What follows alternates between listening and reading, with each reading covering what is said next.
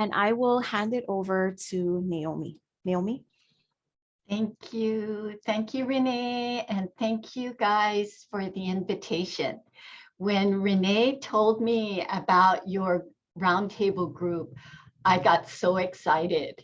And I really think it's a great thing that you guys have been doing this to support one another. I have never connected with so many HR folks as I have over the past, what I think we're going on, March will be 2 years, because it has just been horrendous in terms of change. And as Renee said, so many things that have been unprecedented, we could not possibly prepare for. And amongst all of the employers that we serve, I know HR has been right smack dab in the middle of everything. And it's truly been relentless. It hasn't eased up, over the past year and a half, 2 years. So I've been connecting with a lot of HR folks, and it's brought to mind that, how crucial your roles are in your respective companies. And I've come to say that HR, and I did a little PowerPoint actually presentation, although I wanted to keep it very informal. I'm going to share with you my PowerPoint, which is very brief. And, the title is Nurturing the HR Professional, because I really think that needs to happen. That, like everybody else, all the employees, companies that you all serve, through it all, you've had your own experience as well, whether, in your roles in your companies as HR, your families as well. And so wanted this time to be a moment that you all can just kind of think about self-care and where you are at this space, this point in time, in your roles, as well as personally outside of the workplace. And so wanted to kind of capture all of the different changes that we all have gone through, the world has gone through actually, over a very relatively short period of time. And, huge things with the virus and the changes within the companies that you serve, you work for, you support,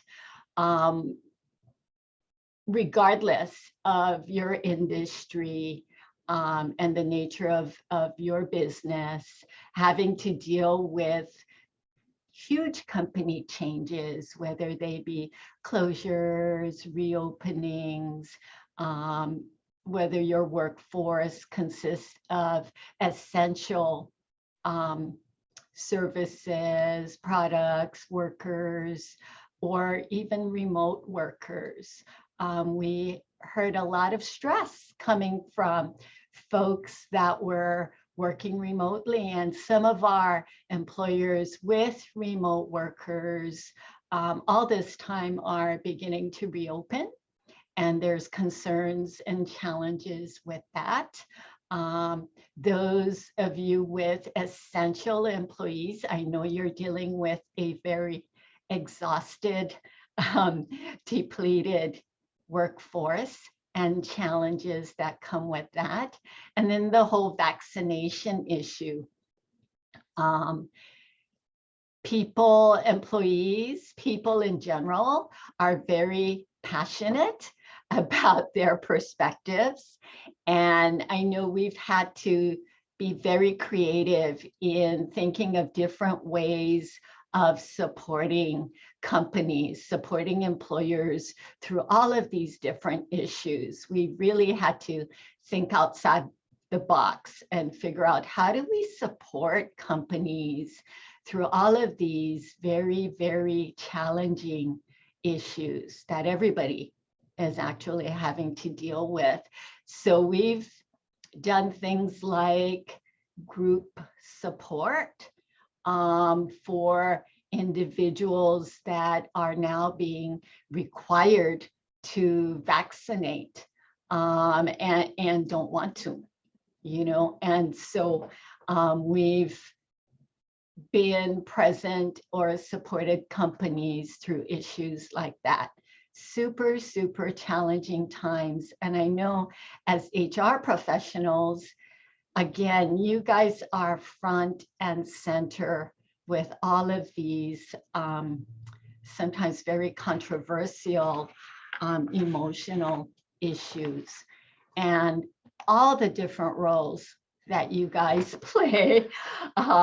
It's HR, but I am aware of all the different roles that you guys pour your hearts into, being for your employees, for your administrators, for your companies. And, these roles are actually very demanding roles to be. Talked to one of our HR people, and what they were having to do was to implement a layoff. And they knew ahead of time.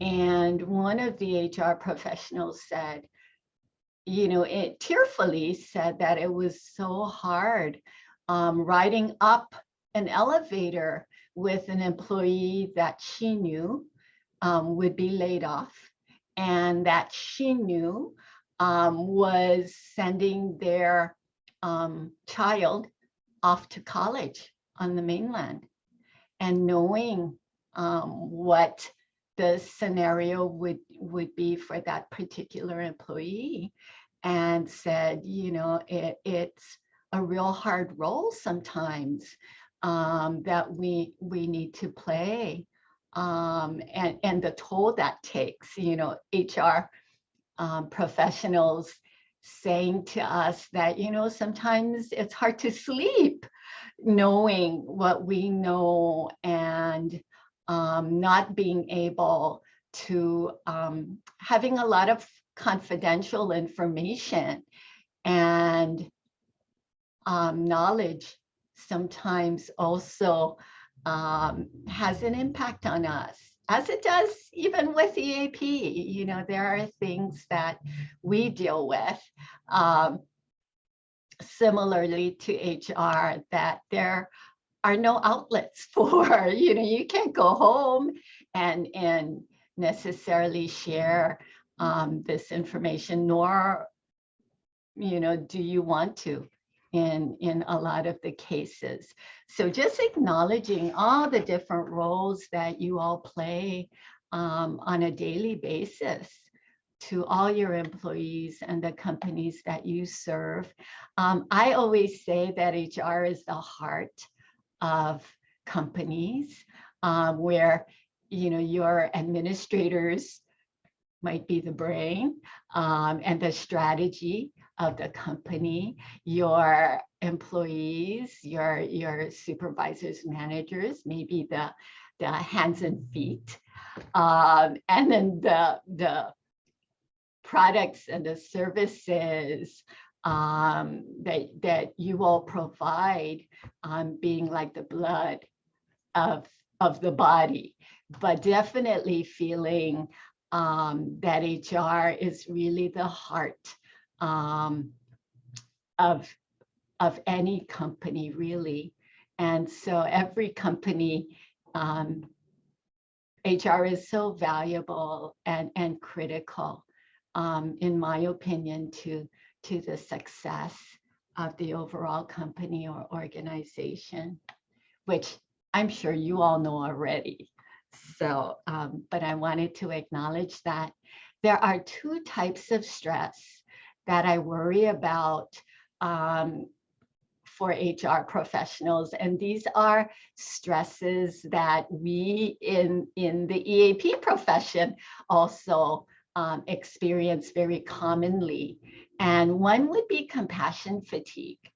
And anybody in a helping kind of industry working with people, this is sort of an occupational hazard. So looking at some of the signs and symptoms of compassion fatigue, and I know many of you have already been trained in this area, but if people experience headaches and sadness and grief, avoiding working with certain people, nightmares, changes in belief systems, and feeling emotionally disconnected from others are some of the common signs of compassion fatigue. And we know that, you know, not only HR and EAP, but we know other professions are also prone to compassion fatigue. Professions like the clergy, attorneys, law, any profession that is focused on helping people, interacting with people. The other type of stress that I worry about is burnout, and Renee mentioned that. And there is overlap between compassion fatigue and burnout. So we have seen so much people burning out during the past 18, 20 months. And these are some of the common signs and symptoms of burnout. And again, you know, the two circles between burnout and compassion fatigue, there's a lot of overlap. So when we put them side by side and look at compassion fatigue versus burnout, the cause of compassion fatigue, interestingly, is exposure to trauma. And when you think about your roles in HR and some of the traumatic material, it's traumatic material that, or information or situations that you get called upon to deal with, definitely there's trauma. We have had employee crises that HR has been front and center with, that they've experienced. And with burnout, it is usually a compilation of work or job related issues or conditions that persist over time.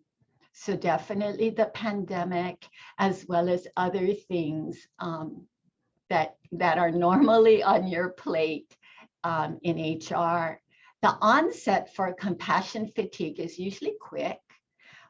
After, say, an incident occurs, the signs and symptoms usually follow. Whereas with burnout, it's usually something that develops over time.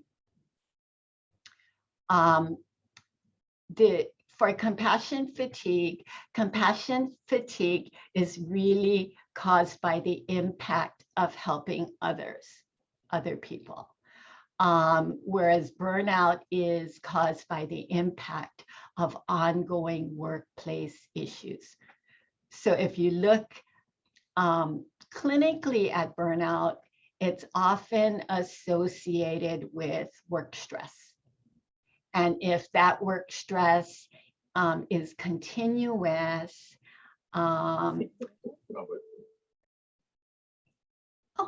does someone have a question? I just heard someone in the background. I think someone just joined the call, Naomi. Oh, okay. Yeah, Please feel free.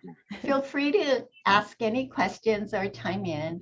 The good thing is that recovery we can recover from compassion fatigue and burnout.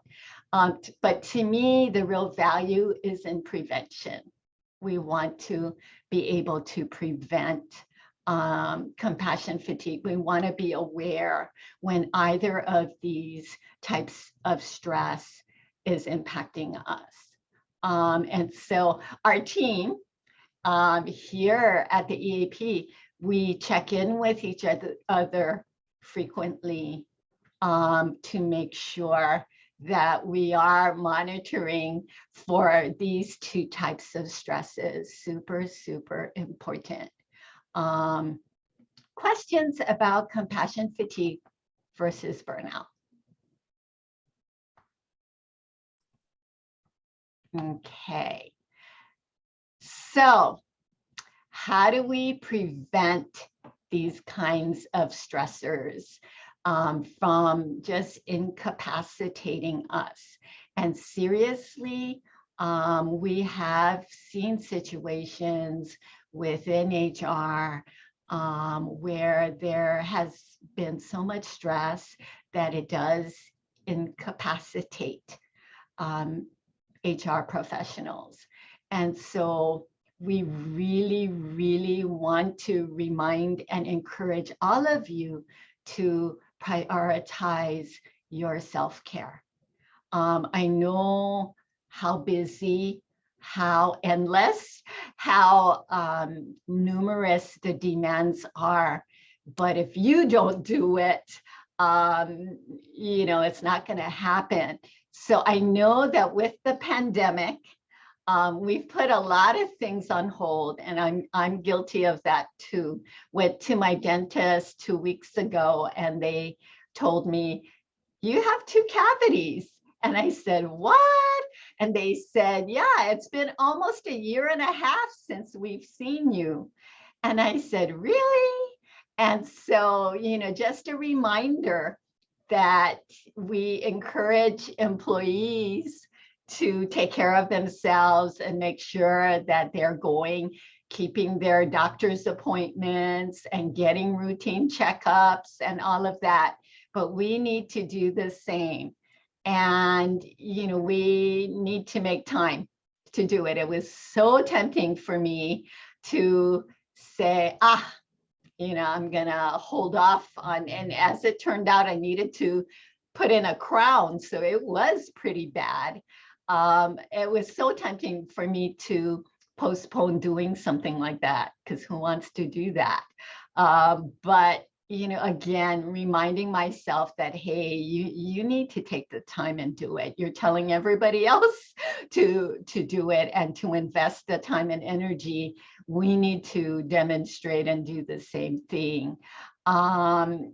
People, I've heard HR people telling me, I haven't seen my optometrist and I need new glasses. I just haven't gotten around to doing it.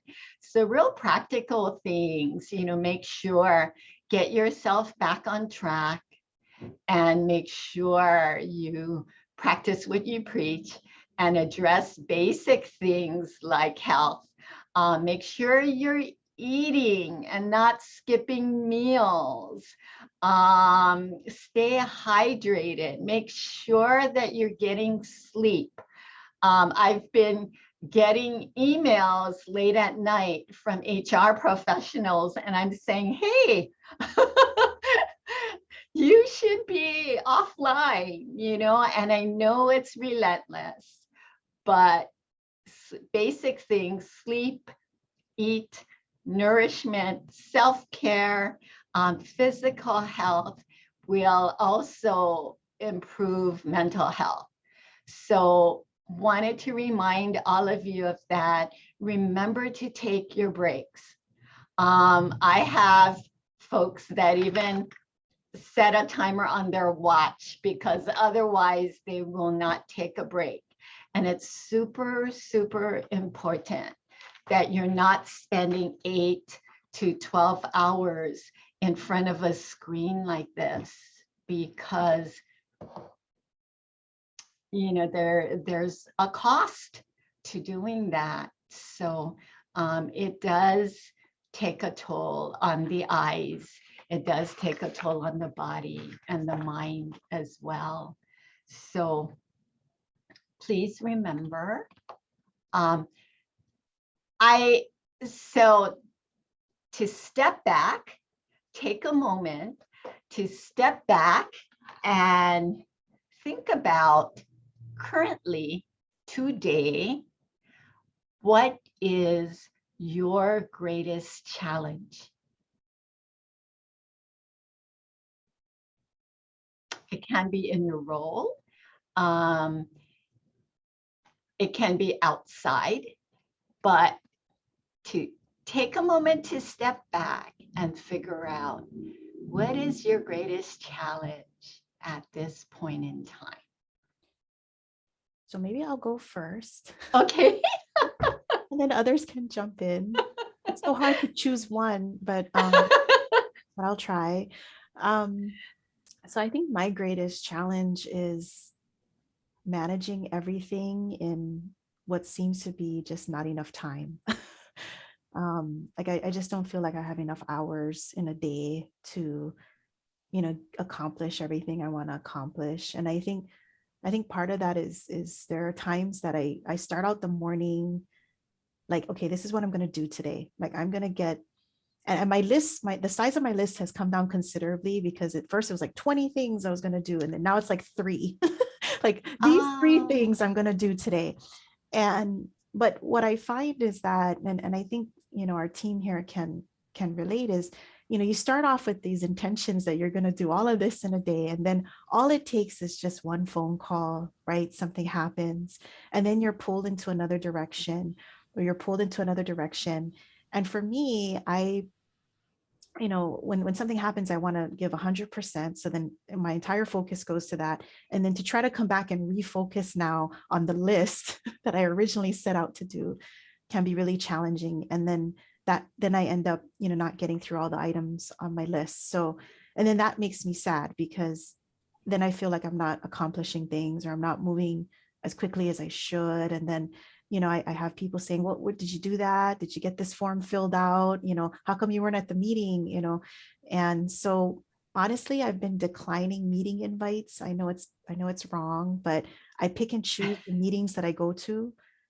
Because if they're really important meetings, I will accept, but I just apologize and I say, I'm sorry, I'm too busy. And it's not that I don't care. It's just that, I really need to get to these things. And, I'm hoping that I can circle back with your group, when I'm able. So for me, it's managing time and managing the different plates that I'm trying to juggle. So that's my greatest challenge. I'm amazed that you went from 20 to 3 just by being able to prioritize and put in boundaries, which is awesome. It's so good that you're able to do that, because you're absolutely right. If you stretch too thin, then it gets really, really hard. And it's so easy to have your day sabotaged by something unexpected that comes up, and it happens in HR all the time. Where an unplanned crisis or an unplanned occurrence happens, and you've got to drop everything and focus there. So absolutely. So what I've learned, I guess one of the things I've been trying to really take to heart is this idea that I can't solve everything in a day. Like I just can't. And even though I want to, realistically, I just can't. And so I have to do the best that I can, as much as I can. And, try not to burn out or try to do self-care, because, what good am I in the end if, I can't do anything, right? So just trying to keep that going in the back of my mind has been helpful. And so anyway, but anybody else can share? Renee, I love what you said. I think you hit the nail on the head, probably for many of us, if not all of us on this meeting, it's time. That's the first thing that came to my mind, is managing that time. I had a really great economics teacher in college, and he said, just remember, we only have 24 hours in a day. You can never make it be more, even if you want to. And whenever you accept a task, a meeting, or something that you're going to do, just know that something else will drop off because you only have 24 hours. And it could be sleep. It could be spending time on another project, whatever it is, something will drop off. So that stuck with me.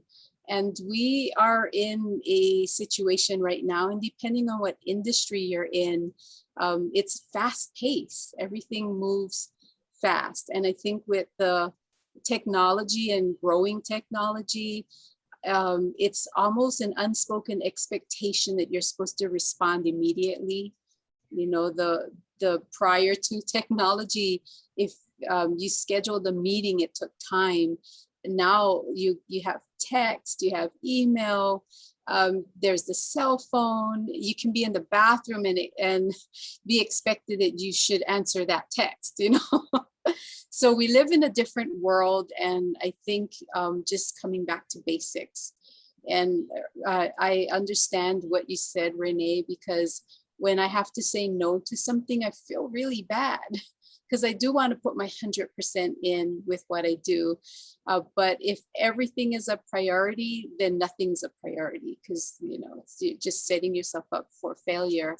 The other part I just want to add to that is in interactions with others, you know, in the workplace, since we're talking about workplace setting, others have expectations as well, and managing those expectations that come, it could be from your boss, it could be from a staff member or a manager. So the learning how to manage that without ruining relationships, I think can be a challenge too. Absolutely. So many good points. I always talk about, Shirley, the downside of technology. And there are all the things that you've talked about. You know, before cell phones, we only had landlines. And so if we weren't home, we would, you know, we would be offline, we would be unreachable. And now, you know, the double-edged sword to technology is that we're constantly accessible. And there's consequences to that. So very good points. Others? I'm happy to share. Hi, Naomi. Hi. I'm Instead, I work in Waimea Keck Observatory, and Hi. I have this. I struggle with now this separation of home and work, because I feel like I've given work so much that, like, when I wake up in the morning, I'm really engaged and tuned in with my kids, and when I get home in the afternoon, I'm just not. And so I feel guilty all the time, and I'm kind of upset with work that it's done this to my family. And that's what I struggle with. Yeah, absolutely. Absolutely. One of the things that we had done on Oahu, one of the creative ideas that one of our employers came up with was to do a group primarily for employees who are parents and are struggling with those kinds of issues. Those of us who are parents have had additional kinds of challenges like you're describing, Diana. And it's been really tough, the balancing our commitments to both work and family have been a real struggle. Talking with employee parents who are saying, you know, I am trying my best to manage both, but the consequence to that is I'm up till 2, 3 in the morning, just to satisfy both sides and not feel guilty or inadequate or irresponsible in either side. So it has been very, very difficult. Yeah, I don't mean to cry, silly, but no, not at all. A lot of it is all of a sudden we had to be the experts on everything and still are. Yes. And it's not like any of the duties that we had before have gone away. And in fact, now I see the world changing even more in that COVID has really forced people to have a personal reckoning about what's important to them.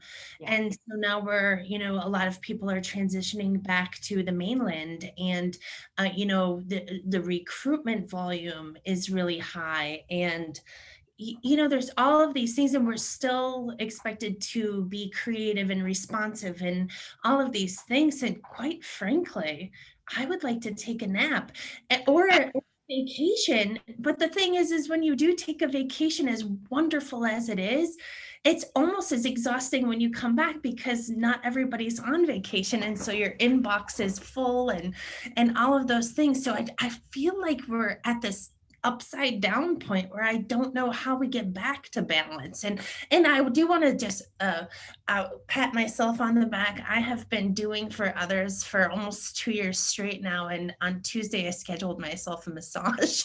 Woohoo! It's small things, right? I'm like, I just have to put myself on the list here somewhere.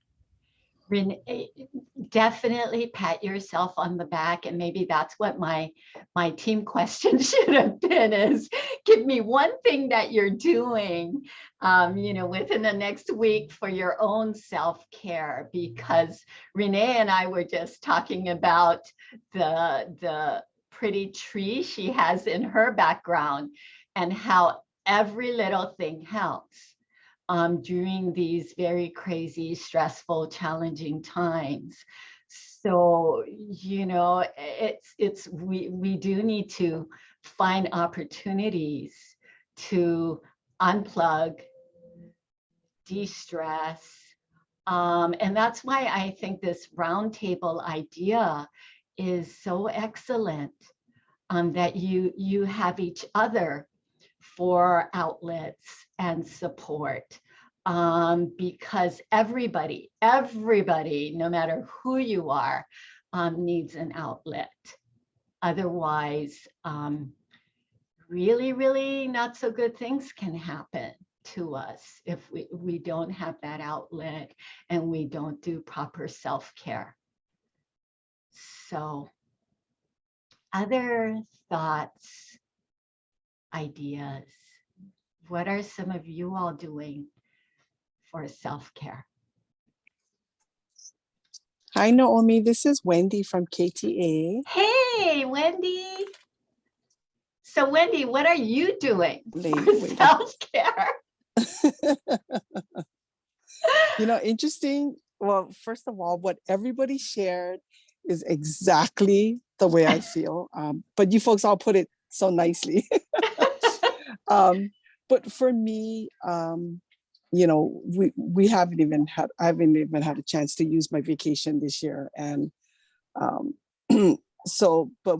sometimes I will take a day off, but you got to put in the 40 plus hours just to take a day off because the work doesn't go away, right?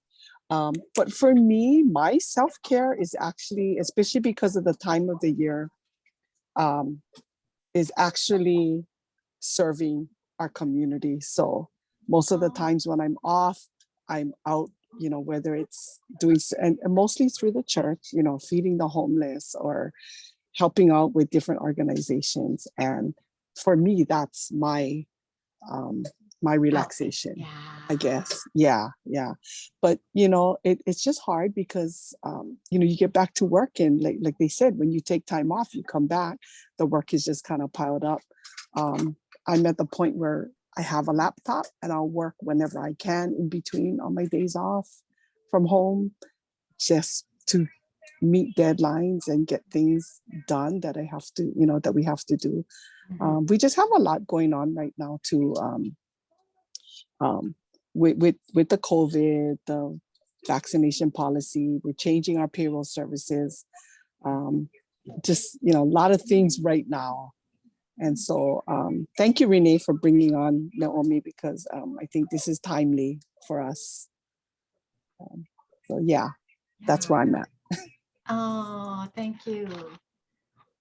And being retail too, I know, this time of year is even more busy and demanding. So Yeah. good. Others of you. So sorry, Naomi, but I think this is all caught up too. I think to your original question, what I struggle with the most, or what the biggest challenge is just, I love my job. I love working in HR. I love the work that I do. And I get so engaged in it that it becomes all consuming. And it's been like this my entire career, since I was an HR assistant with in retrospect, very few responsibilities, but I made my job so much bigger. And I was just so, working weekends. I was always the last person to leave the office. And so now here I am 20 years later in my career. I have a husband, I have a 6-year-old daughter, and I can't say no to any board that asks me to join. And so I just have all of these work commitments and all of these board commitments. And there's very little time or energy left for my family or for doing things that I want to do for myself.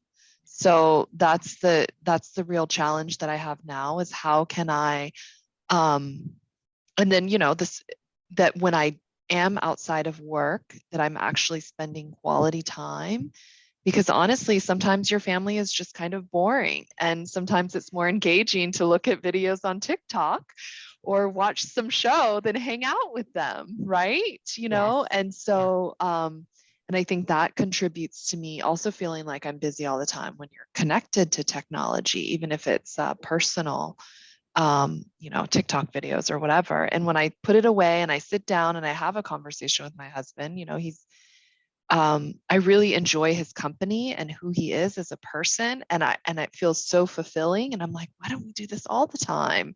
Yeah. And my daughter too, but it takes that, it's harder and you have to be more intentional. So how can I, kind of put some boundaries around work and my volunteering, so that not only do I have the time, but I have the energy and the engagement to do that. Absolutely. So important. And again, you put it so nicely.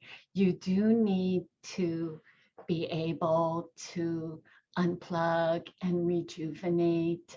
And somebody mentioned earlier, really, this has caused us to really take stock of our basic values and our basic priorities. And so that's what you just described so beautifully, to really think about our energy, our headspace. Is not infinite. We are like everybody else. We push and push and push to get things done. But yeah, I guess I'm here to say that it's okay to say no. It's okay to take time for yourself and not feel bad about that, and to take a look at what do I want and need to do for myself today, this weekend coming up, and to let your needs be known in a real simple way, saying, hey, I'm gonna take an hour, I'm gonna go get my hair done, or I'm gonna get a mani-pedi, and I'll be back. I need to go do that.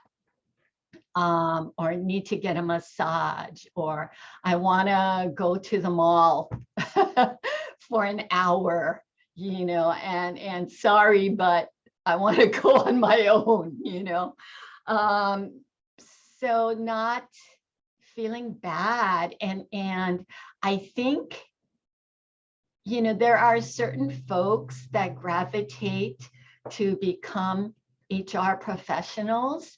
There are certain types of people that you all are, in terms of your compassion and your desire to help others, problem solve, to support. And my thoughts in terms of that's what makes you, all the qualities make you excellent HR, and excellent in the roles that you have. But there is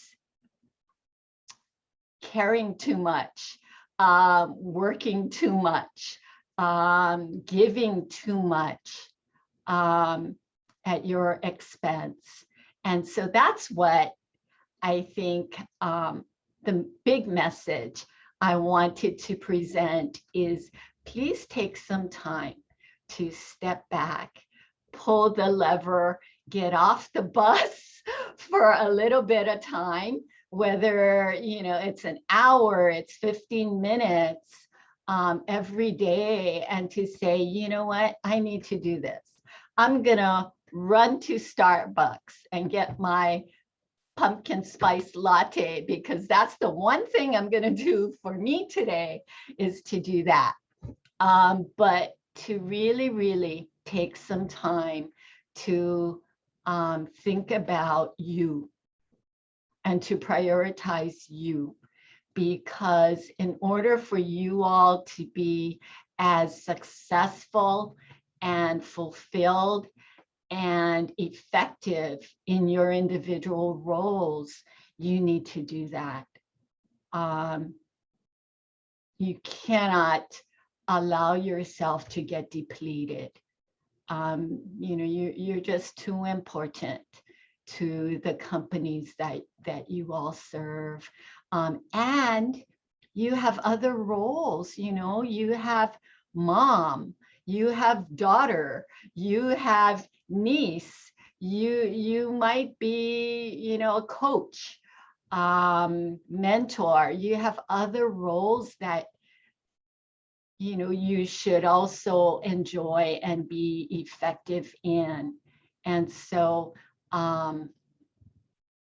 wanted to just impart that upon you. Does anybody have other questions or anything else? Other self-care things that you're gonna be doing as we're on Friday Eve, right? Thursday is Friday Eve. So I just wanted to interject, Naomi, what you said about when we're caring for others, and it's called compassion fatigue. When that's the goal. We're caregivers, basically, so compassionate and just wanting to help. And it's so true that if we're not caring for ourselves, then we're not going to have the energy or the health to care for someone else. I think what we often feel when we're doing something for ourselves, that it almost feels selfish, and it's all about perspective. So if we can look at it in the light of, I'm doing this so that I can help others, then that can help change the thought pattern. I also see just by the responses that what lifts someone up might not be for the other person. So it's really about figuring out what is it that fills my love bank for me, and for everybody it's different. I hear go get a massage. For some, it's community service. It energizes them and they feel good. yeah. And for some, it's just basically trimming back some of the busyness, and that helps them to ease. For me, what I want to add to what helps me is when I deliberately pause and have a moment just to meditate, to pray. For me, prayer is important, but when I take that moment to do that and spend that time and lift my spiritual self, because we're spiritual, physical, and emotional, right? And I find when I take that time for my spiritual self, the day seems to just go better. And so it's about figuring out what is it that energizes you and helps you to refresh and do that thing, however small or big it is. I think that's a great point, Shirley. And during really challenging times, you might need more than one thing, or what might have worked before, you'll find, gosh, it's didn't work for me this time. So it is looking at and paying attention to what helps, what is helping me at this point in time. We adopted an abandoned kitten. We've always been dog people our whole lives. And so this was so out of character for all of us. And a 3-week-old kitten. And he has been such a blessing. Talk about pet therapy. It has, those of you who have pets know how healing and how stress relieving pets can be. And we never had it not been for COVID and all of us being home, I don't think we would have even considered adopting a kitten. But he's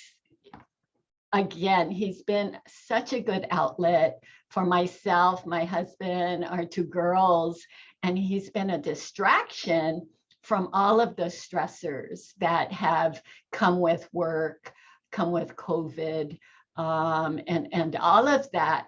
So yeah, definitely paying attention to what works for you and what allows you to de-stress, what lifts you up a little bit. Super, super important. Other things, you guys?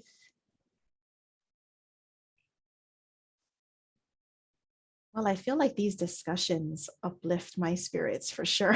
Yeah. It's always good to be in the company of people that can relate. Because sometimes I feel like I'm the only one here that knows what's going on. And I always sometimes irritable, I think was one of the symptoms of either compassion fatigue or burnout. But sometimes I get irritable quicker. And I think somebody asked me one day, like, don't you care? And I almost snapped. Yeah. And I was like, yeah, I'm dedicating my life, I mean, it was dramatic, but, Yeah. but, I think that for me, I have to, like Shirley said, take the time to kind of just pause and reflect and bring my blood pressure down when I'm faced with, issues like that, because ultimately in the end, like everyone else, like Jerica said, I love my job. I love the people I work with. And it very much fulfills me to help them succeed. And I know they want the same for me. I know that they care about me. And my boss, he comes to my office every day and says, how are you doing today? And some of the days where I'm irritable, it turns into more of a contentious type of interaction. How am I doing today? I have 10 meetings. But anyway, but I think that we very much have this need to help and support, and that does drain us. And I totally get that. But having all of you and the support of people like Naomi, I think is very helpful to us, because bottom line is the workload is always going to be there at the end of the day. And we can do the best that we can. And that's it. That's all we can do. And I'm learning to accept that. I think my expectations were unreasonable. Like I was going to go out and conquer the world and be like the best every day. And I've just come to realize that I'm okay with not finishing things. And that was really hard for me because like many of us, we're doers, right? We want to achieve. Yeah, we want to get through the next task. We want to get, and I've really like come to a point where it's like, you know what, I'm okay if I didn't go to that meeting today. That's okay. I'll send an email. I'll let them know I was busy and I'll catch up with notes. And that's been a challenge for me to accept, doing less than. But then I don't think of it like less than. I think of it like I have to do that, because nobody is going to be on the side saying, okay, Renee, ease up. We're going to give you less work. Nobody's going to do that. Everybody's going to be like, oh, you have more capacity. I'm going to give you more. Right. So I think we got to be the ones to say, oh, no, stop, build that boundary. Because as much as we love the people we work with, and we probably all have great managers and bosses, they're not standing in line to take work away from you. They're standing in line to figure out what's next, right? So I think we got to be kind of the hard people to say, no, this is going to be our time to stand up for us. And this is why I thought about having our discussion today. I think it's good for us to kind of share our mana'o and how we feel, and, learn from each other the things that we can do to help better improve our psychological standing, our emotional well-being, and ultimately that'll help improve our workplace, right? We'll be better HR people because we've bettered ourselves. But does anybody else have anything to share? I know Kea and Salome didn't share anything, but if you guys are not, that's fine too, but I just want to give you guys the opportunity. Yeah, this is Salome. I apologize, I'm in the car, I'm driving. So I'm doing a strictly audio call today. But a lot of what the stuff that you guys have said, oh my gosh, it just hits so true to home. And some of the things, like, someone said that you feel like you almost can't do any self-care because then you feel guilty. I mean, like, that is so real.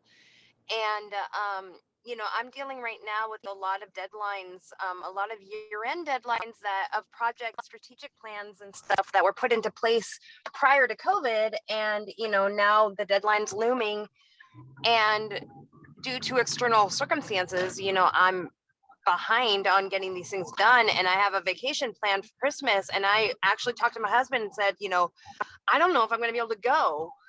And he, sorry, ambulance went by. And he looked at me like I was crazy, right? Because it's like, what do you mean you're not going to go on, our Christmas vacation and go visit family? And I'm like, well, I've got all this stuff to do, and and it wasn't until I talked to my boss, and he also looked at me like I was crazy. Like, no, you don't need to cancel your vacation. But and it seems like that's common with a lot of other people, folks saying they haven't taken any vacation. Like, I feel guilty taking a week off to go see my family for the first time in 2.5 years. Yeah. And so, yeah, I think if anything, just having this group to share our common stressors with has helped a lot. So. Hey, thank you, Salome. And again, thank you for joining us always on these calls. And I'm glad that you find value in our conversation. And yes, you should take your vacation. I agree. Approved. I think you should go and take care of your family and visit family. Kea, do you want to say anything? Yes, I think as I'm getting older, like all of us, we've just kind of started in this position when we were younger and we were naive. And I was like, why did I even apply for this position? But now that I've been like 20 odd years, I'm like over it. I'm not in a bad way, but going to meetings where there's no agenda. No, that's just not going to do, because if you don't even have the forethought to tell me what we're going to talk about so I can go prepared, we're just wasting my time. Next. So I think I'm getting like my grandparents. Like, I'm at that point where I have 24 gold coins to use a day, and I'm going to use it wisely, kind of like how Shirley was saying about the economics of time. and that if I don't use it wisely, then that's on me. So now I'm more selective in how I use these gold coins. Time is, we only have so much, and we don't even know how much gold coins we're going to get. So I've come to the realization that I need to make this a priority for me and my family, and also for work, because I want to show up and be prepared. But I need everybody to be in that same mindset as we're not here to waste time. We're here to get things done. And I've realized, Naomi, and this is just me, I don't think I'm the heart because I'm a little bit too like irritable. I think I'm the colon of the organization. Because when things go well, then I am all good. But when there's like, a directive from the brain that funnels down to the internal organs, which are the employees who work so hard, and then they get all like gurgling and there's rumbling, and then it comes out through the colon. I'm like, head, you need to like flesh out the system and do like a revamp, because I am seeing the effects of your directive. So yeah, that's why I couldn't be in those kinds of meetings, but I'm glad I'm part of the this roundtable. I like your analogy, and you still sound like a heart, not the colon. But I like your analogy of the gold coins, because you're talking about a strategy, that there may be many aspects of what you guys do in HR that are not negotiable, but you can take a look at your work strategy and work smarter, not harder necessarily. And that's what that sounded like to me, Kea, in terms of, I love that analogy with the gold coins. And, you know, sometimes we say to people that think of yourself as a bucket, and, you know, there's a running hose and the water's coming out and it's going into your bucket, and you can feel, oh, bucket's half full. And then you can say, okay, now my bucket is spilling out and the water's spilling out all over. It's going on the ground, it's moving out. So I need to either turn off the hose, turn off the faucet, or figure out a way to get some water out of my bucket so I have more capacity. So that's my analogy. And nobody has an infinite size bucket, right? So all of us, to be mindful of, self-awareness is everything. And you all as HR professionals have excellent self-awareness. So always being mindful of, you know, where am I? How many gold coins do I have? Or how full is my bucket? And what do I need to do to prevent running out of coins, or having all my water go all over the yard and into the neighbor's yard? So really to give yourself permission to invest in yourself. Definitely not wasted time. Even if you're watching the Hallmark Channel for an hour or many hours on Saturday, I still see it as an investment in yourself to rejuvenate, gain more space in your bucket, gain more coins in your pocket. So, but I wanted to thank you all for allowing me to join you today, and for the invitation, Renee. I truly hope that you sustain the Roundtable group, because I think as HR professionals, you need an outlet. And just because you're HR professionals doesn't mean that you shouldn't have an outlet, or you cannot do self-care, because you're all about helping others, not at all. Well, thank you, Naomi. I appreciate that Very wonderful welcome. presentation and discussion from everyone. Thank you, everyone, for participating.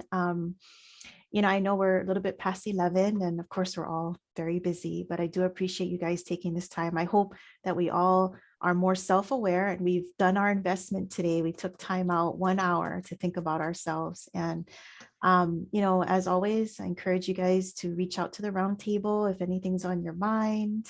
Next month, I will send out a reminder for our next meeting. We will have a guest speaker from Sherm, Hawaii that is going to be joining us that would like to talk to our roundtable group. So I'll send out more information about that. But otherwise, mahalo to Naomi. Happy holidays to everyone on this call. Happy holidays. Enjoy your families, enjoy being together, and we'll see you folks in January. Have a great day. Bye. Mahalo.